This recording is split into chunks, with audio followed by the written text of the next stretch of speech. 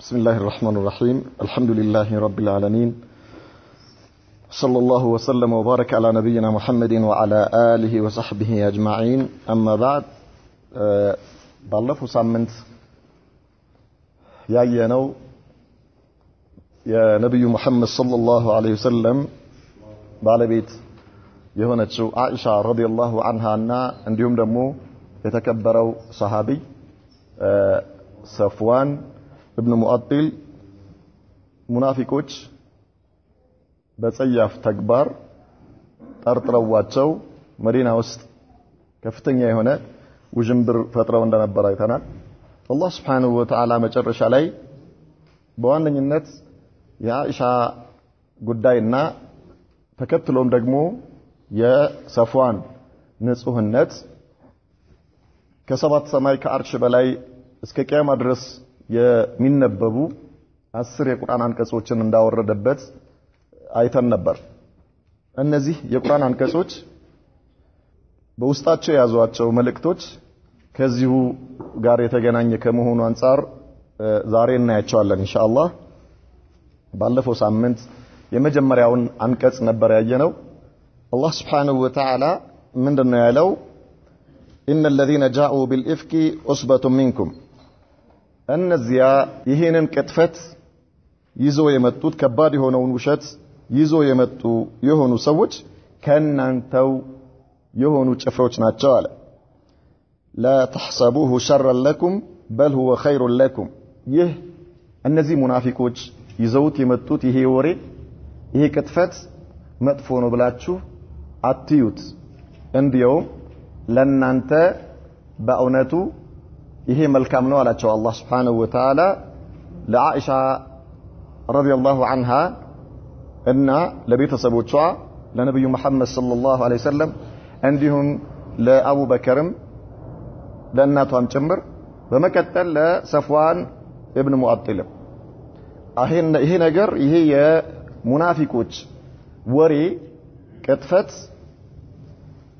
መጥፎ ነው ብላችሁ አታስቡ፣ በእውነቱ እንደውም ለናንተ መልካም ነው አላቸው አላህ Subhanahu Wa Ta'ala بل هو خير لكم لكل امرئ منهم ከእነርሱ ይሄንን ቅጥፈት ይዘው ከመጡት ውስጥ ለየአንዳንዱ ይሄን ቅጥፈት ላባዛ በዚህ ቅጥፈት ላይ ለተሳተፈ ሰው ሁሉ መክተሰበ من الاثم ከሰራው ወንጀል ከነፈሰው ወሬ የሚገኘው የስራው ውጤት ይደርሰዋል፣ ዋጋው ያገኛል ማለት ነው። والذي تولى كبره ከዚህ ውስጥ ትልቁን ድርሻ የያዘው ይህንን ወሬ እንዲጋነን ያደረገውማ منهم ከነዚህ ከሙናፊቆች ውስጥ ለሁ ለርሱ አዛቡን عظيم ከባድ የሆነ ቅጣት አለው አለን አላህ ላይ አላህ Subhanahu Wa Ta'ala ان الذين جاءوا بالافك ifk ብሎ ማለት ይላሉ ቅጥፈት ማለት ነው፣ ወይም ደግሞ የነገር ተቃራኒው ሲሆን ifk ይባላል። አኢሻ ረዲየላሁ ዐንሃ የምትታወቅበትና ሐቂቃዋ እነዚህ ሙናፊቆች ካወሩት በተቃራኒ ነው። አላህ Subhanahu Wa Ta'ala መርጦ ከተመረጠ ቤተሰብ ለተመረጡት የአላህ መልእክተኛ ለነብዩ መሐመድ ሰለላሁ ዐለይሂ ወሰለም ባለቤትነት ያጫት የተከበረችና ንጹህ የሆነች ሴትን በተቃራኒው እርሷ ከምትታወቅበት አላህ ካጎናጸፋት ባህሪ በተቃራኒው በዝሙት ነው ምን ያደረጓት የጠረጠሯት ማለት ነው። ለዚህ ነው ifk የተባለው። ifk ማለት አንድን ነገር ገልብጦ ማውራት ማለት ነው። ገልብጣ የምታወራው ነገር ሐቂቃው ሌላ ነው፣ የዛ ተቃራኒ ስታወራ ifk ይባላል። ስለዚህ በዚህ የመጡት ሰዎች አላቸው አላህ Subhanahu Wa Ta'ala ኡስበቱ ሚንኩም ከናንተ የሆኑ ጀማዓዎች ናቸው። ኡስባ ማለት አንድ አይደለም ወይ ሁለት አይደለም፣ እንደውም ጀማዓዎች ናቸው አለ አላህ። ሚንኩም የተባለው በዚያን ጊዜ ከነብዩ መሐመድና ሰለላሁ ዐለይሂ ወሰለም ከሰሃባዎች ጋር እነዚህ ሙናፊቆች አብረው ስለነበሩ ነው። ምክንያቱም ከመእመናኖች የተወሰኑትም እዚህ ውስጥ እንዲሳተፉ ያደረጉት ሙናፊቆቹ ናቸው። አብዱላህ ኢብኑ ኡበይ ኢብኑ ሰሉል በዋነኝነትና የእርሱ ግብረ አበሮች ናቸው የዚህ ባለቤቶቹ።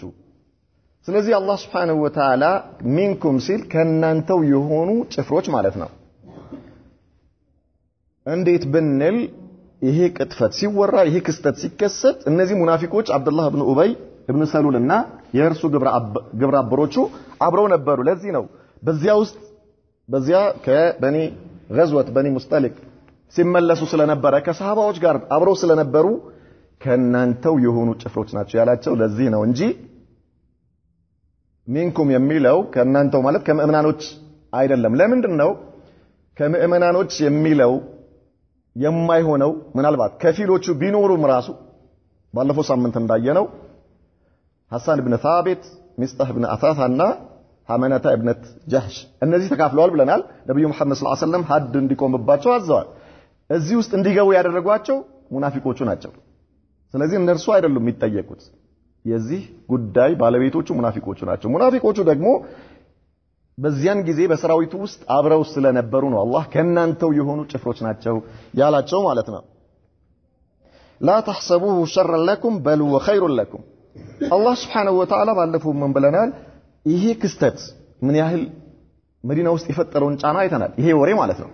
በል ሐታ ነብዩ መሐመድ ሰለላሁ ዐለይሂ ወሰለም ጭምር የአኢሻ አባቷ አቡበክር ስዲቅ የነብዩ መሐመድ ሰለላሁ ዐለይሂ ወሰለም በጣም የቅርብ የሆኑ ጓደኛቸው قبل الاسلام وبعد الاسلام በል እኔ ሰውን ኸሊል አድርጌ የሚይዝ ቢሆን ኖሮ አቡበከርን አድርገው ነበር። ነገር ግን አላህ እኔን ኸሊል አድርጎ ይዞኛልና ሌላ ኸሊል አድርጌ መያዝ አልችልም አሉ። አቡበክር ስዲቅ ደረጃቸው በጣም የላቀ ነው። ከነብዩ መሐመድ ጋር ሰለላሁ ዐለይሂ ወሰለም ያላቸው ቁርኝት እስከ ህይወተ ህልፈታቸው ድረስ የዘለቀ ከመጀመሪያ ጀምሮ قبل الاسلام ከእስልምና በፊት ጀምሮ ማለት ነው። እንዲህ አይነት የልብ ወዳጃቸው የሆኑት እሳቸው የአኢሻ ረዲየላሁ ዐንሃ አባት ወላጅ የሁሉንም ልብ እንዴት እንዳደማ አይተናል። በል ከዚህ አልፎ ተርፎ የሙእሚኖች በአጠቃላይ ልብ እንዴት እንደደማ ምን ያህል ጭንቀት እንደነበረ አላህ ይሄ የቁርአን አንቀጽ አምጥቶ ነገሮችን ግልጽ እስኪያደርግ ድረስ ይህንን ነገር አላህ ለእናንተ ይሄ ነገር ክፉ ነው ብላችሁ አታስቡት አላቸው። በል ሁወ ኸይሩን ለኩም እንደውም ለእናንተ መልካም ነው አላህ። አንደኛ ምንዳ ያገኙበታል።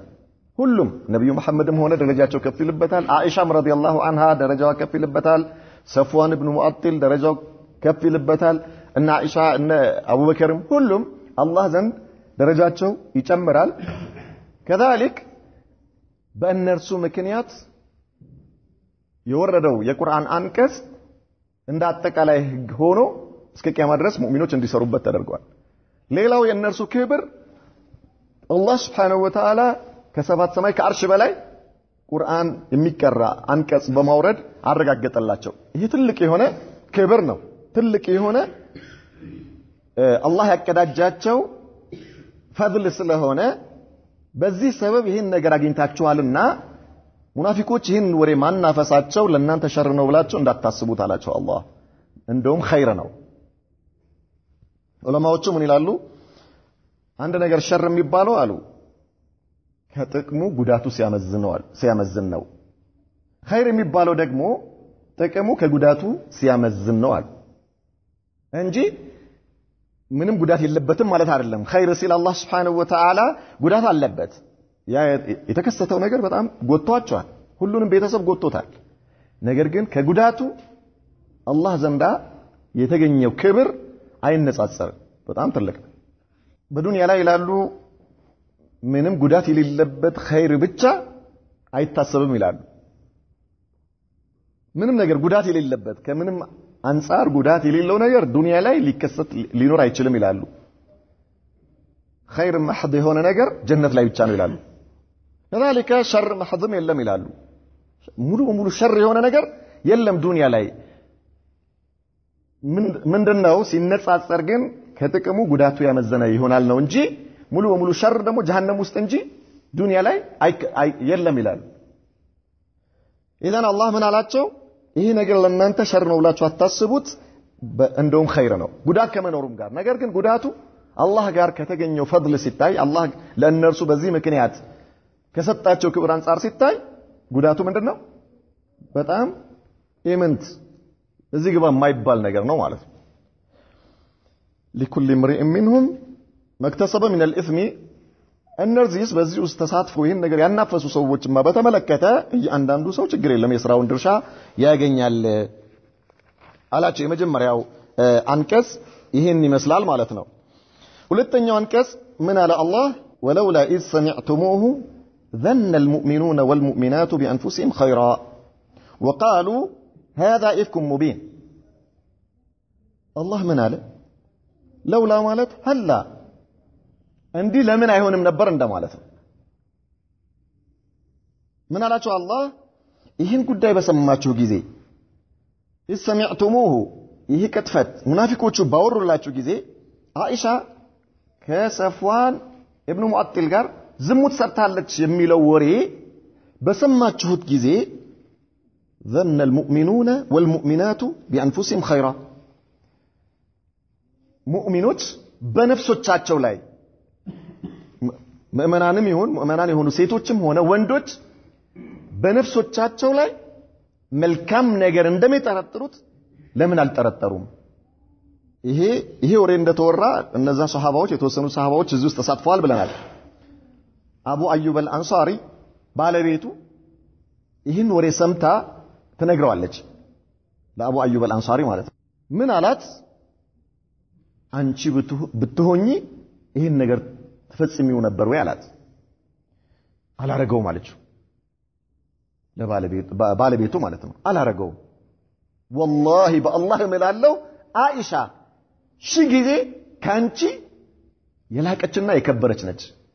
ካንቺ ሺህ ጊዜ በንጽህና እሷ ትበልጣለች። አንቺ ማትፈጽሚው ከሆነ ሚን ባቢ አውላ እሷ ላትፈጽመው።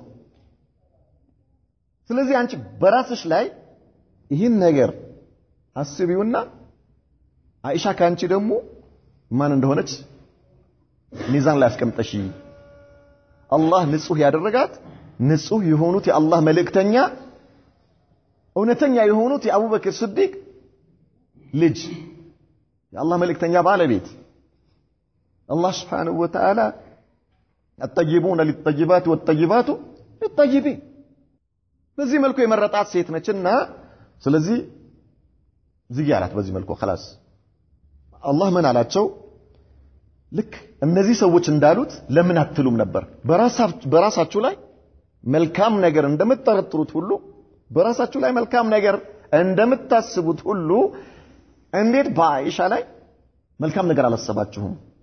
ይሄ ለማን ለሙእሚኖቹ ነው ለሙናፊቆቹ አይደለም ለሙእሚኖቹ አላህ Subhanahu Wa Ta'ala ተዕዲብ ሲያረጋቸው ማለት ነው። ምን ማለት ነው? አንተ ዛሬ አንድ ሰው መጥቶ ስለሆነ ሰው ወሬ ሲነግርህ እኔ ሰራው ነበር ወይ ብለህ አስብና ከዚያ በኋላ ያ ሰው ምናልባት ከኔ ይሻላል ብለህ የምታስበው ሰው ከሆነ በፍጹም ብለህ ውሰድ።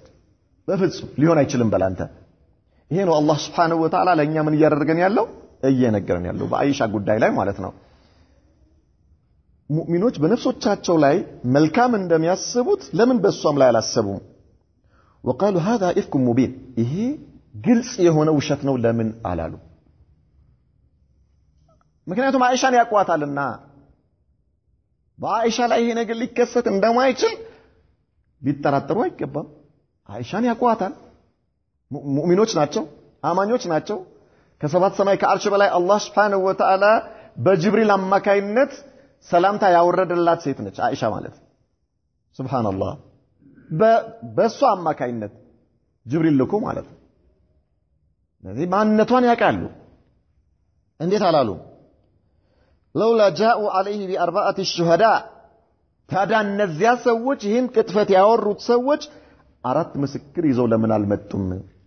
እውነታቸውን ከሆነ ይሄ ነገር አይሻ ፈጽመው ከሆነ አራት ምስክር ይዘው ለምን አልመጡም አለ አላህ።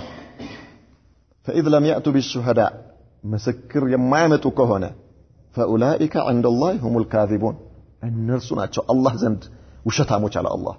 አራት ምስክር ካላመጡ በስተቀር ኢዘን ዝሙት አንድ ሰው በዝሙት ሲጠረጠር ዝሙት አከሊት ዝሙት ሰርታለች ከእከሌ ጋር ስትል ባለፈው እንዳልነው በእስልምና አራት ምስክር ግድ ነው ብለናል።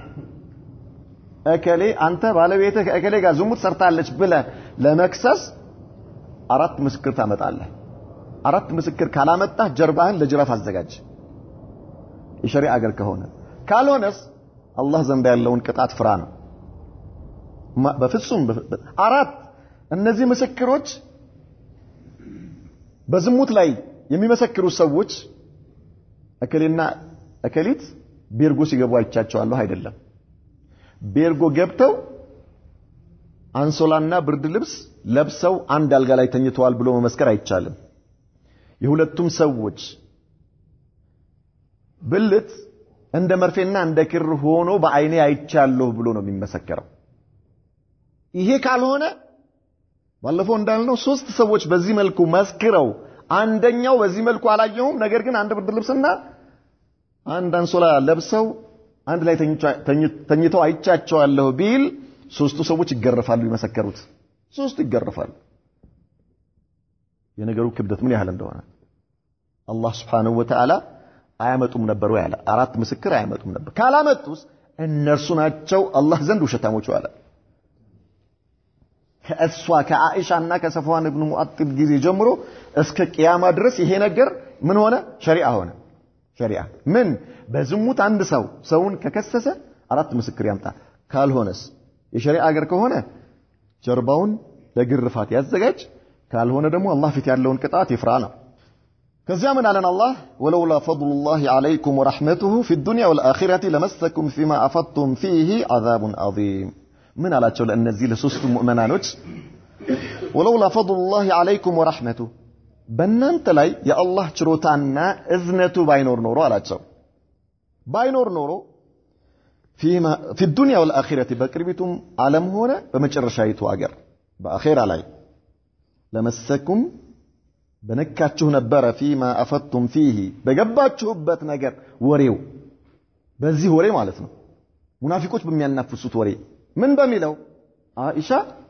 كسفوان قال اندي هاي تلقي تفتس مالج تبلو يتنفس لو وري لاي جبتو نبر النزي مؤمنوش አንዳንዴ ውሸት በጣም ሲበዛ ደካማ ልብ ያላቸው ሰዎች እውነት ይመስላቸው በጣም ብዙ ሰዎች እዚህ ውስጥ ተሳታፊ ይሆናሉ እነዚህ ምስኪን ምእመናኖች የሙናፊቆቹ ወሬ በጣም ከመግነኑ የተነሳ እነርሱም ቀልባቸው ውስጥ ምን ሆነ ይሄ ነገር ገባባቸውና በወሬው ውስጥ ተሳታፊ ሆኑ ስለዚህ አላህ ምን አላቸው በእናንተ ላይ የአላህ ችሮታው ባይኖር ኖሮ እዝነቱ ባይኖር ኖሮ አላህ ባያዝንላችሁ ኖሮ በመጨረሻይቱ ዓለም ሆነ በዱንያ ላይ ምን ባገኛችሁ ነበር አላቸው አዛቡን አዚም ከባድ የሆነ ቅጣት ያገኛችሁ ነበር አላቸው ነገር ግን አላህ ምን አደረገ ተውበታችሁን ተቀበላችሁ ማለት ነው ዱንያ ላይ ሐድ ቆመባቸው አኺራ ላይስ ተውበታቸውን አላህ ተቀብሎ ከጀሃነም እሳት ነጃ አላቸው ማለት ነው በኢማናቸው ምክንያት በሰሩት ከዚያ በፊት ለእስልምና በከፈሉት ዋጋ ምክንያት በመልካም ስራቸው ምክንያት ልባቸው ውስጥ በነበረው ኢማን ምክንያት ከነብዩ መሐመድ ጋር ሰለላሁ ዐለይሂ ወሰለም ባደረጉት ልፋታቸው ምክንያት ነው አላህ ይህን ከባድ ወንጀላቸውን ሰርዞላቸው ተውበታቸውን የተቀበላቸው ማለት ነው ለማን ለሙእሚኖቹ አመል ሙናፊቆቹማ እዚያ ምንም ነገር በማይጠቅምበት ቀን ከአላህ ጋር ይገናኛሉ የሥራቸውን ዋጋ ያገኛሉ إذ تلقونه بألسنتكم وتقولون بأفواهكم ما ليس لكم به علم على الله በምላሳችሁ በተቀባበላችሁት ጊዜ አላቸው ይሄ ወሬ وتقولون بأفواهكم በአፋችሁ በተናገራችሁት ጊዜ ما ليس لكم به علم ለእናንተ በእርሱ ላይ ዕውቀት የሌላችሁ ስትሆኑ አላቸው ለምትሉት ነገር ለምታወሩት ነገር وتحسبونه هينا ቀላል አድርጋችሁ ታዩታላችሁ وهو عند الله عظيم ነገር ግን ይሄ አላህ ዘንድ በጣም ከባድ ነው አለ አላህ ናሂክ عن كونها عائشة رضي الله عنها ይሄ ጉዳይ የአኢሻ ጉዳይ ባይሆን የሰፍዋን ጉዳይ ባይሆን ሰሃቢ ጀሊል عائشة رضي الله عنها በዚህ መልኩ አላህ ንጹህ ያደረጋት የንጹህ አባትና እናት ልጅ ሆና የንጹህ የአላህ ባሪያ የአላህ መልእክተኛ የነብዩ መሐመድ ሰለላሁ ዐለይሂ ወሰለም ባለቤት ሆና ይቅርና አንድ ተራ አማኝ ሴት ብትሆን ይሄ ነገር ከባድ ነው ባልሆነችበት ባልሰራችው ነገር ክብሯን በዚህ መልኩ መንካት፣ ቅስሟን በዚህ መልኩ መስበር፣ በዚህ መልኩ እንዲህ አይነት በጥፎ ስም ሰጥቶ እንዲህ አይነት ስሜቷን ንጽህናዋን የሚያጎድፍ ነገር መናገር ተራ አማኝ ሴት ብትሆን አላህ ዘንድ ምንድነው ከባድ ወንጀል ነው ይሄ።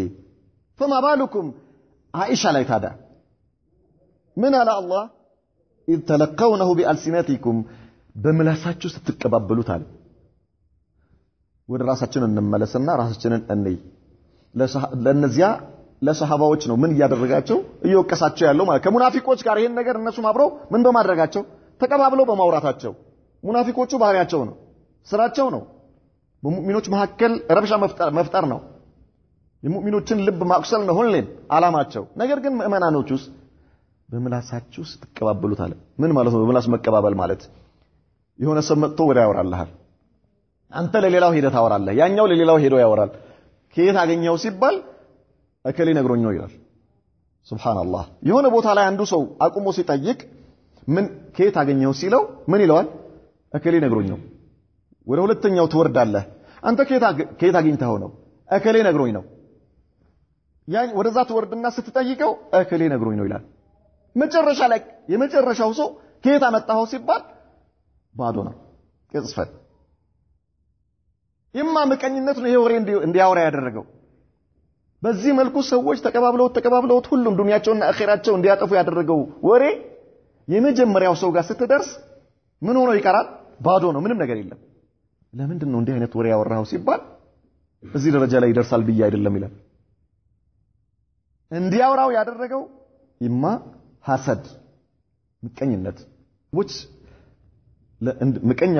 ምቀኝነት እንዲያነሳሳቸው የሚያደርጉ ነገሮች በጣም ብዙ ናቸው። በጣም ብዙ ማለት ነው። አንዱ በስልጣን ስትበልጠው ውስጡ የበቀል የምቀኝነት እሳት ይነዳል። አንዱ በስራ ስትበልጠው፣ በትርፍ ስትበልጠው፣ በጥቅም ስትበልጠው የበቀል እሳት ውስጡ ይንቀለቀላል፣ ይነዳል። አንዱ በእውቀት ስትበልጠው ውስጡ የበቀል እሳት ይንቀለቀላል። ያ ውስጡ እየነደረ ያለው ነገር እኔ እከሌ በዚህ መልኩ በዚህ ጉዳይ ላይ ስለበለጠኝ ነው ብሎ ማውራት አይችልም።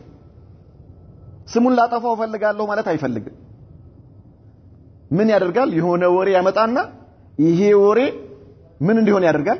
የዚያን ሰው ቅስም እንዲሰብር ያደርጋል። የዚያን ሰው ሞራል እንዲነካ ያደርጋል። የዚያን ሰው ክብሩ እንዲነካ ያደርጋል። በዚህ ነገር ላይ ምን ሁሉም እጁን ይነክራል። መጨረሻ ላይ እዚሁ ዱንያ ላይ አላህ ፊት አይደለም፣ እዚሁ ዱንያ ላይ ምናልባት አንድ ቆሞ ከየት አመጣኸው? ቃለ ፉላን እከሌ ነግሮኝ ነው። መጨረሻ ላይ የለም። ለም የተሰበት። ለዚህ አላህ Subhanahu Wa Ta'ala ምን አለ? ያ አዩሃ الذين آمنوا إن جاءكم فاسق بنبأ فتبينوا أن تصيبوا قوما بجهالة فتصبحوا على ما فعلتم نادمين على الله. ይሄ እያንዳንዱ ሙእሚን በራሱ እንደሚጠየቅ አላህ እየነገረን ነው። አንድ ሰው መጥቶ አንተ ወሬስ ያወራልሃል። إن جاءكم فاسق بنبأ አንድ ፋሲቅ የሆነ አላህን የማይፈራ ማለት ነው። አላህን የማይፈራ የሆነ ሰው ኢማ ራሱ ፋሲቅ ሊሆን ይችላል፣ ኢማ ኸበሩ ፋሲቅ ሊሆን ይችላል። ምናልባት የምታምነው ሰውዬ ቢሆን ሰውየው የሚታመን ሰው ሊሆን ይችላል። አንተ ጋር መጥቶ የሚያወራልህ ሰውዬ የምታምነው ሰው ሊሆን ይችላል። እሱን ማመንህን አይደለም። ኸበሩ ፋሲቅ ሊሆን ይችላል። እሱም ጋር ራሱ ሲደርስ ፋሲቅ ሊሆን ይችላል። እሱ ራሱ ሳያረጋግጥ አንተ ጋር መጥቶ ሊሆን ይችላል። ለአንተ ያደረሰው ሰውዬ እኮ ምናልባት አላህን የሚፈራ ነው ልትለው ትችላለህ። አንተ ኢማን ያለው ነው ልትለው ትችላለህ። የቀራ ነው ልትል ትችላለህ። እሱ ራሱ ሸርጡን ሳያሟላ ተቀብሎ ወደ አንተ አምጥቶታል። ምን ብሎ እከሌ እንዲህ አይነት ነገር አድርገዋል ብሎ ማለት ነው። አንተ ከየት መጣ በለው። አላህ ያዘዘ ይሄንን ነው። እከሌ ነግሮኝ ነው የሚለው አላህ ፊት መልስ አይደለም። ለምን? ያ አዩሃ الذين آمنوا እናንተ ያመናችሁ ሰዎች ሆይ إن جاءكم فاسق بنبأ فتبينوا ያለው አላህ እያንዳንዱን ሙእሚን ነው እያነጋገረ ያለው። እናንተ ያመናችሁ ሰዎች ሆይ አንድ ወሬ በመጣላችሁ ጊዜ ከየት እንደመጣ አጣሩ አለ አላህ። ምን ከማድረግህ በፊት አንተ ወደ ሌላ ከማስተላለፍህ በፊት ማለት ነው። ለሌላ አሳልፈህ ከማውራትህ በፊት ለምን ከዚያ ቀጥሎ በሚመጣው ነገር አንተ ትጠየቅበታለህ አላህ ፊት። አላህ ይጠይቅሃል። እንኳን ልታስተላልፈው አይደለም አንተም ራስህ የዛን ሰው ክብር ብትነካ አላህ ይጠይቅሃል። አንተ ሲቡ ቀውም ቢጃሃላ አላህ ሰዎችን በመሐይምነት ባለማወቅ በስህተት ክብራቸውን ነክታችሁ ሞራላቸውን ነክታችሁ ዲናቸውን ነክታችሁ ተጸጻይ ትሆናላችሁ በኋላ አለ አላህ። ከምትጸጸቱ መጀመሪያውን ምን አድርጉ? አጣሩ። ይተለቀውነው ቢአልሲነቲኩም በምላሳችሁ ስትቀባበሉት ወተቁሉነ ቢአፍዋሂኩም በአፋችሁ ስትናገሩት አለ አላህ። ከየት መጣ ሳትሉ ሳታረጋግጡ አንዱ ለሌላው ሲያቀባብል የሰውን ዲን የሚነካ የሰውን ክብር የሚነካ የሰውን አማና የሚነካ የሰውን ሞራል የሚነካ ሰው ከሰው ጋር የሚያጋድል ሰው ምናልባት የሚለያይ ወንድም ከወንድም ጋር እናትና ልጅ ሊሆን ይችላል አባትና ልጅ ለአላህ ብሎ የተዋደዱ ወንድሞች ሊሆን ይችላል የሚለያይ ሊሆን ይችላል ደም የሚያፋስስ ሊሆን ይችላል ይሄ ወሬ አኺራ የሚያጠፋ ስንት ነገር ما ليس لكم به علم በዚያ ነገር ላይ ዕውቀቱ ሳይኖራችሁ አለ አላህ በመታወሩት ነገር ላይ ዕውቀቱ ሳይኖራችሁ ስትጠየቁ አላህ ፊት ከዛ መጣው ሲባል መልስ የሌላችሁ ስትሆኑ وتحسبونه هينا ለናንተ ስታወሩት ለሌላው ስታሳልፉት ቀላል ነው ለምላሳችሁ ለአፋችሁ ቀላል ነው ነገር ግን وهو عند الله عظيم الله ዘንድ ግን ትልቅ ነው በጣም ትልቅ ነው ነብዩ መሐመድ ሰለላሁ ዐለይሂ ወሰለም ምን አሉ ቡኻሪና ሙስሊም በዘገቡት ሐዲስ ላይ ان الرجل لا يتكلم بالكلمه من سخط الله ያሉ አንድ ሰው አላህን የሚያስቆጣ አንድ ንግግር لا يتكلم بالكلمه አንድ ንግግር ማለት ነው አንድ ንግግር 1 ኪሎ ንግግር አይደለም ይልጻል 1 ኪሎ ንግግር አይደለም የሆነ ካፌ ላይ ቁጭ ብለህ አንድ ሰዓት የሰው ስጋ እየቦጨክ ልትቀመጥ አይደለም የሆነ መስጊድ ውስጥ ቁጭ ብለህ 20-30 ደቂቃ ልታወራ አይደለም ከሊማ አንዲት ቃል አለ አላህ አንዲት ቃል ምን ሰخط አላህን የሚያስቆጣ የሆነ ማ ላ يدري ما تبلغ ያቺ እሱ የተናገራት ንግግር የት እንደምትደርስ የማያውቅ ሲሆን وهو عند الله عظيم ላለው ማለት ነው የት እንደምትደርስ አላህ ዘንድ ምን አይነት ክብደት እንዳላት የማያስብ ሲሆን የማያስተውል ሲሆን አንዲት ቃል ይናገርና يهوي بها في النار በእርሳት ውስጥ ይወረወራል በዚህ ምክንያት በዚያች ንግግር ምክንያት ጀሃነም ውስጥ أبعد ما بين السماء والأرض በሰማይና በምድር መካከል ካለው ርቀት በበለጠ መልኩ ጀሃነም ውስጥ ይወረወራል በዚያች ንግግር ምክንያት አለው በአንዲት ንግግር በዚያች አላህን በመታስቆጣ ንግግር ምክንያት ሰውየው ትኩረት ሳይሰጠው ቦታ ሳይሰጠው ማኪያቶ እየጠጣ ቡና እየጠጣ ሻይ እየጠጣ አላህን የሚፈራ መስሎ መስጂድ ውስጥ ቁጭ ብሎ ሱብሃንአላህ አንዲት ንግግር አንድ ሰዓት በዚህ ምክንያት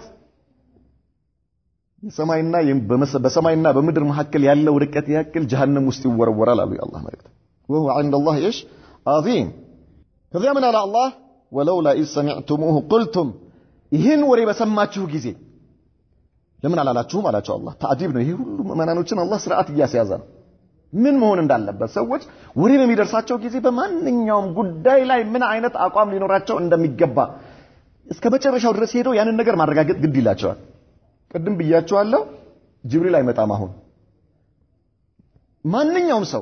ማንንም ሰው ስለ ሰው ያወራልህ ሰውዬ 100 ኪሎ የሚመዝን ይሁን 80-90 ኪሎ የሚመዝን ይሁን ጅብሪል አይደለም ተጠንቀቅ ዝም ብሎ እንዳመጣልህ አትቀበል 10 ሜትር ጥምጣም ቢጠመጥም 10 ሜትር ጅብሪል አይደለም ይሄ ሰውዬ አንተ ጋር የመጣው ማለት ነው ሰው ነው ለስተት የሚዳረግ ሰው ነው ከስተት የጠራ አይደለም የተጠበቀ አይደለም ነፍስያ ያለበት ሰው ነው ሸይጣን በላዩ ላይ የሰፈረበት ሊሆን ይችላል ተከታትሎት የሚያሳስተው ሰው ሊሆን ይችላል እስከ መጨረሻው ድረስ ሄድና አጣራ ቀደም አላህ በነገረን ምክንያት መሰረት ስለዚህ ወለው ላይ ሰሚዕቱሙሁ ቁልቱም ብትሉ ምን አለበት ማ የኩኑ ለና አን ነተከለመ بهذا ለኛ በዚህ ልንናገር አይገባንም ሱብሃነከ هذا بهتان عظيم ይሄ ጌታችን ሆይ ጥራት ይገባህ ይሄ ግልጽ የሆነ ትልቅ ውሸት ነው በሉ ይሄን ካላችሁ hatta በዚህ እናንተ ውሸት ነው በሉና እውነት ቢሆን ራሱ አትጠየቁ ግልጽ ነው አይደል እንዴ አንድ ሰው ስለሌላ ሰው መጥቶ ሲያወራልህ አንተ ውሸት ነው ብለህ መልስበት ያ ነገር እውነት ቢሆንም አንተ ለምን ውሸት አልክ ተብለህ አትጠየቅም አላህ ፊት ማለት ነው ገብቶናል የሰውን ክብር የሚነካ ነገር ከሆነ ግልጽ አይደል እንዴ እኔ ይሄን አላምንም እከሌ እንደዚህ ያደርጋል ብዬ አልቀበልም በለው ችግር የለም አድርጎም ይሁን አንተ አትጠየቅበትም አላህ ፊት ይሄ ነው መሆን ያለበት ማለት ነው ኢላ መልካም ነገር እስካልሆነ ድረስ መልካም ነገር ከሆነስ አስተላልፍ ችግር የለም አማ የሰው ክብር የሚነካ የሰው ዲን የሚነካ ከሆነ ላ አልቀበልም እኔ ይሄ ነው የሙእሚኖች ባህሪ ይሄ ነው መሆን ያለበት አለ يعظكم الله أن تعودوا لمثله أبدا إن كنتم مؤمنين على الله تملكت الله يجسس يكلكلاچኋል በእንደዚህ አይነት ጉዳይ ላይ ሁለተኛ ላትመለሱ አላቸው ለሰሃባዎች በእንደዚህ አይነት ጉዳይ ላይ ሁለተኛ ላትመለሱ አላህ ይከለክላችኋል ይገሰጻችሁ ባለፈው ነገር ላይ ምን አማኞች ከሆናችሁ ከአሁን በኋላ እንዳትመለሱ ለሰሃባዎች ብቻ ቢሆን ኖሮ ይሄ አላህ ምክር ይሄ አላህ ግሳጼ ለነሱ ብቻ ቢሆን ኖሮ እስከ ቂያማ ድረስ እንዲቀራ ቁርአን ባልወረደበት ነበር ነገር ግን ለኛም ጭምር ነው ከዚህ በፊት ብዙ ነገር ላይ ገብተን ሊሆን ይችላል በጣም ብዙ ነገር አስተላልፈን ሊሆን ይችላል በጣም ብዙ አበላሽተን ሊሆን ይችላል ነገር ግን ተጠንቀቁ አለ አላህ ተጠንቀቅ አሁን በኋላ እጅን ሰብስብ ምላስን ሰብስብ በገዛጀ የጀሃነም ጉድጓድ አትማስ ويبين الله لكم الآيات والله عليم حكيم الله ለእናንተ ተአምራቶቹን ግልጽ ያደርግላችኋል አላህ አዋቂና ጥበበኛ የሆነ ጌታ ነው በማንነታችሁ ያውቃል እንዴት አድርጎ ደግሞ ባሮቹን ወደሚበጃቸው መንገድ እንደሚመራ የሚያውቅ የሆነ ጥበበኛ ጌታ ነውና አላህ ይመክራችኋል ይያለን ነው إن الذين يحبون أن تشيع الفاحشة في الذين آمنوا እነዚያ በአማኞች መካከል ጸያፍ የሆነ ነገር እንዲስፋፋ የሚፈልጉ የሆኑ ሰዎች ሙእሚኖች እርስ በርሳቸው እንዲባሉ የሚያደርግ እርስ በርሳቸው እንዳይተማመኑ የሚያደርግ እንዲህ አይነት ወሬ በሙእሚኖች መካከል እንዲስፋፋና እንዲባዛ የሚፈልጉ ሰዎች አለ አላህ ሙናፊቆች ናቸው لهم عذاب أليم أسمى قطعت አላቸው አለ አላህ في الدنيا والآخرة በቅርቢቱም ዓለም በመጨረሻይቱም ዓለም ዱንያ ላይም አላህ ያዋርዳቸዋል አኺራ ላይም አላህ ይቀጣቸዋል እንደዚህ አይነት ሙናፊቆች ማለት ነው በሙእሚኖች መካከል ቅጥፈት ቀጥፈው ውሸት ቀጥፈው ሙእሚኖች ልባቸው እርስ በርሱ እንዳይተማመን ሙሐባቸው እንዲበላሽ አንዱ በሌላው ላይ የጥላቻ ስሜት በውስጡ እንዲፈጥር እምነት እንዳይኖር የሚያደርጉ ሰዎች እንዲህ አይነት ወሬ እንዲነዛ የሚያደርጉና እንዲስፋፋ የሚያደርጉ ሰዎች ሙናፊቆች ናቸው ልክ በአኢሻና በሰፋን ላይ እንዳደረጉት ሙናፊቆች والله يعلم وانتم لا تعلمون الله ያውቃል እናንተ አታውቁምና ተጠንቀቁ አላህ Subhanahu Wa Ta'ala አላህ የስራቸውን ዋጋ ደሞዛቸውን ይከፍላቸዋል ለእንደነዚህ አይነት ሰዎች ይሄ ተግባር የማን ተግባር ነው የሙናፊቆች ተግባር ነውና እናንተም ተጠንቀቁ ነው አላህ ይያለን ያለው ማለት ነው እንዲህ አይነት በሙእሚኖች መካከል ወሬ ያ اخي በሌላ የቁርአን አንቀጽ ላይ አላህ Subhanahu Wa Ta'ala وإذا جاءهم أمر من الأمن أو الخوف أذاعوا به ምን አላህ የሆነ ጉዳይ በመጣቸው ጊዜ አለ አላህ Subhanahu Wa Ta'ala أذاعوا به ይሄን ነገር ይዘው አናፈሱት አለ አላህ ይሄን ነገር ይዘው አናፈሱት ዛሬ መነሻው ከየት እንደሆነ ሳታውቅ ብዙ ሙስሊም ወንድሞቻችን ምን ያደርጋሉ ፌስቡክ የሚሉት ነገር አለ አይደል እዛ ላይ ይወስዱና ፖስት ያደርጉታል ከየት አመጣው አይታወቅም አሁን ከምላስ ሰዎች እርስ በርስ መቀባበል ቀርቶ ለአንዱ ለማውራት ጊዜ ይወስድባል እንዴ በአንድ ምሽት ምናልባት 10 ሰው ብታገኝ ነው እንደው በጣም ጎበዝ ከሆንክ ማለት ነው ውሸት ለማውራት ለማስፋፋት ዛሬ ግን በጣም የሚረዳ ሸይጣን በጣም ደስ የሚል ማሻአላህ ሳትለፋ ምንም ሳትደክም የጀሃነም እንድትሆን መንገድ አዘጋጀልህና ምን ይሄን ወሬ ምን አድርገው ፖስት አድርገው ይልሃል ሄዳዛ ፌስቡክ ላይ ለጥፈው በአለም ስንት ሰው ነው የሚያገኘው በአንድ ሰከንድ ውስጥ ይሄ ወሬ ለስንት ሰው ነው የሚደርሰው ዛሬው ሶሻል ሚዲያ ላይ ወስደህ የለጠፍከው ወሬ ለስንት ሰው ነው የሚደርሰው በአለም لا اله الا الله ቁጥሩ ይታወቃል አይታወቅም አላህ ምን አለ እንደነዚህ አይነት ሰዎች አንድ የሆነ ወሬ በመጣቸው ጊዜ የሆነ ጉዳይ ሲደርሳቸው አለ አዛኡ ቢህ ይነዙታል ያባዙታል ولو ردوه الى الله والى الرسول والى اولي الامر منهم لعلمه الذين يستنبطونه منهم الله من አለ በዚህ ቁርአን አንቀጽ እነዚህ ሰዎች አለ ወደ አላህ መልእክተኛ ወደ ዕውቀት ባልተቤቶች በመለሱት ኖሮ እነርሱ ይሄንን ሳያስፋፉና ሳያባዙ ሳያሰራጩት እነዚያ የዕውቀት ባልተቤት የሆኑ ሰዎች ይሄ ነገር መወራት አለበት ወይስ የለበትም ይሄ ነገር መስራጨት አለበት ወይስ መስራጨት የለበትም ብለው ጨምቀው ያወጡትና መስራጨት ካለበት ያሰራጩታል ካልሆነ በዚያው ሞቶ እንዲቀር ያድርጉት ነበር ነገር ግን እነርሱ ለዚህ ጊዜ አያገኙም የሚፈነዱ ይመስላቸዋል ካላባዙት ይሄንን ወሬ ስለዚህ ምን ያደርጉታል ይነዙታል አለ ያባዙታል ان الذين يحبون ان تشيع الفاحشه في الذين امنوا لهم عذاب اليم في الدنيا والاخره بقربتهم بمጨረሻይቱም والله يعلم وانتم لا تعلمون እናንተ አታውቁም አለ አላህ ولولا فضل الله عليكم ورحمته وان الله رؤوف رحيم ከዚያ እንዲህ አይነቱ ወሬ ላይ እነዚያ ሱሐባዎች ስለተሳተፉ ምን አላቸው አላህ ولولا فضل الله عليكم ورحمته يا الله ችሮታና እዝነቱ በእናንተ ላይ ባይኖር ኖሮ አላቸው አሁን አላህ ለአማኝ ባሮቹ ምን ያህል አዛኝ እንደሆነ እንመልከት ባይኖር ኖሮ አላህ ችሮታው በእናንተ ላይ ባይኖር እዝነቱ وان الله رؤوف رحيم አላህ በጣም ሩህሩህና አዛኝ ባይሆን ኖሮ በማን በአማኝ ባሮቹ ላይ ቅጣት ባገኛቸው ነበር በዚህ ሰበብ ነገር ግን ቅድም እንዳልነው አላህ አዛኝ ጌታ ስለሆነ ለአማኝ ባሮቹ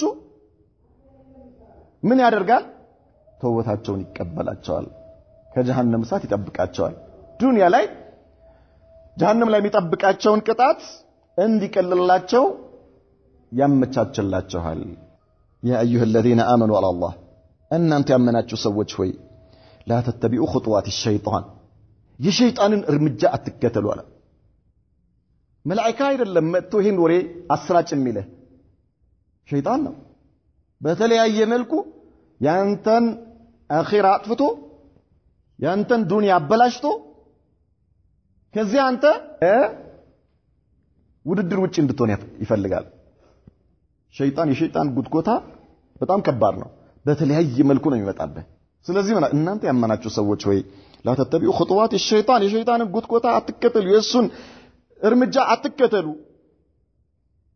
ومن يتبع خطوات الشيطان የሸይጣንን እርምጃ የሚከተል ሰው فانه يأمره بالفحشاء والمنكر ሸይጣን ያንን ሰው በጸያፍና በሚጠላ ነገር ያዘዋል እሱ ደግሞ ተቀብሎ ይሄን ነገር ተግባራዊ ያደርጋል ምክንያቱም ከአላህ ትእዛዝ ርቀዋል ከነብዩ መሐመድ ሰለላሁ ዐለይሂ ወሰለም ትእዛዝ ርቀዋል የማንን ትእዛዝ መቀበል ጀምረዋል የሸይጣንን ትእዛዝ ሸይጣን ደግሞ አላህን የሚያስደስት ነገር አይደለም የሚያዝህ ነብዩ መሐመድን ሰለላሁ ዐለይሂ ወሰለም የሚያስደስት ነገር አይደለም አኺራህን የሚያመቻች ነገር አይደለም የሚያዝህ አኺራህን የሚያጠፋ ዱንያህንም የሚያወድምብህ ነገር ነው ምን የሚያደርግህ የሚያዝህና አትከተሉ አለ አላህ ولولا فضل الله عليكم ورحمته يا الله اذنتنا ችሮታው ባይኖር ኖሮ ما زكى منكم من احد ابدا እንዴት እየነገረን እንደሆነ እንመልከት አላህ ከናንተ ውስጥ አንድም ሰው በፍጹም አይጠራም ነበር አለ አላህ አንድም ሰው لا اله الا الله የመጨረሻ አቂባችንን አላህ እየነገረን ማለት ነው አንድም ሰው ከናንተ ውስጥ ከዚህ ሁሉ ጸጥቶ ከዚህ ሁሉ ነገር ንጹህ ሆኖ የሚጠራ አይኖርም ነበር ምን ባይኖር ኖሮ የአላህ እዝነቱና ችሮታው ባይኖር በዚህ ወንጀል አላህ የሚቀጣ ቢሆን ኖሮ ማለት ነው ሙእሚን የሆኑ ባሮች ማንኛውም ሙእሚን ከዚህ ሙሉ በሙሉ ይጠራል ማለት አይቻልም እያለን ነው አላህ። ነገር ግን አላህ አማኝ ባሮቹ ላይ አዛኝና ቸር ከመሆኑ የተነሳ ወንጀላቸውን እየማራቸው እንጂ ማንም ሰው ከዚህ ምን አይሆንም ነበር አይጠራም ነበር አላህ ያላጠራው ካልሆነ በስተቀር ማለት ነው። አላህ ያልጠበቀው ካልሆነ በስተቀር እያንዳንዱ ሰው በራሱ እጠበቃለሁ ማለት አይችልም። ምን ማድረግ አለበት? ሙእሚን የሆነ ሰው ሁሉ ጊዜ አላህ ጠብቀኝ ብሎ ዱዓ ሊያደርግ ይገባል። ሁሌም ማለት ነው ያ ረቢ አላህ ከሸይጣን ተንኮል ጠብቀኝ፣ ከሸይጣን ጉትጎታ ጠብቀኝ፣ አኺራዬንም ዱንያንም ከሚያጠፋብኝ ነገር አንተ ጠብቀኝ ብሎ ሁሌም ምን ማድረግ አለበት? ወደ አላህ ሁሉ ጊዜ ሙእሚን የሆነ ሰው ሁሌም ወደ አላህ ነው መንጠልጠል ያለበት ማለት ነው። ሁሌም ካልሆነ እኛ የአላህ ወዳጅ ከመሆን ይልቅ የመላእክቶች ወዳጅ ከመሆን የነብዩ መሐመድ ሰለላሁ ዐለይሂ ወሰለም ወዳጅ ከመሆን ይልቅ የሚገራልን የሸይጣን ወዳጅ መሆን ነው። ሸይጣን እንዴት አድርጎ ወዳጁ እንደሚያደርገን አናውቅም። ነገር ግን ማወቅ የምንችልበት አጭር መንገድ አለ። የሸይጣን ወዳጅ እንዴት ልንሆን እንደምንችል አላህ እርም ያደረገው ነገር በአጠቃላይ መስራት የሸይጣን ወዳጅ ያደርጋል። ነብዩ መሐመድ ሰለላሁ ዐለይሂ ወሰለም ክልክል ያደረጉት ነገር መስራት በአጠቃላይ የሸይጣን ወዳጅ ያደርጋል። ከዚህ ነገር መራቅ የአላህ ወዳጅ ያደርጋል፣ የነብዩ መሐመድ ሰለላሁ ዐለይሂ ወሰለም ወዳጅ ያደርጋል። ግን ማን ነው የሚወጣው ከዚህ? አላህ የጠበቀው። ስለዚህ እኛ ምን ማድረግ አለብን? ሁሌም ወደ አላህ መማጸንና ወደ እርሱ እጃችንን መዘርጋት፣ ልባችንን ወደ እሱ እንድንጠለጠል ማድረግ። ወላኪን አላህ ይዘኪ መን የሻ፣ ነገር ግን አላህ የሻውን ሰው ያጠራል፣ ከሸይጣን ተንኮል ይጠብቀዋል። ከሸይጣን እርምጃ የሸይጣን እርምጃ እንዳይከተል አላህ ያደርገዋል። አላህ ከሻላቸው ሰዎች አላህ ያደርጋል። ወላሁ ሰሚዑን አሊም፣ አላህ ሱብሓነሁ ወተዓላ ሰሚና አዋቂ የሆነ ጌታ ነው ይለናል። እነዚህ የቁርአን አንቀጾች በአኢሻ እና በቤተሰቦቿ ከዛሊከ በሰፍዋን ኢብኑ ሙአጥል አማካይነት የወረዱ 10 የቁርአን አንቀጾች ናቸው። ነገር ግን ለሁላችንም ፊታችንን እንደምናይበት መስታወት ራሳችንን የምናይባቸው አንቀጾች ናቸውና ራሳችንን ንጹህ ልናደርግባቸው ይገባል ማለት ነው ኢንሻአላህ። አቅሙ የለንም በርግጥ አላህ ራሱ ካላገዘን በስተቀር ማለት ነው። የመጨረሻው ቁልፋችን የሚሆነው አላህን ከልባችን ለምነን እርሱ እንዲወፍቀንና ከዚህ አላህ እንዲጠብቀን እሱን መማጸን ነው። አላህ ይጠብቀን። نكتفي بهذا وصلى الله وسلم وبارك على نبينا محمد وعلى آله وصحبه وسلم.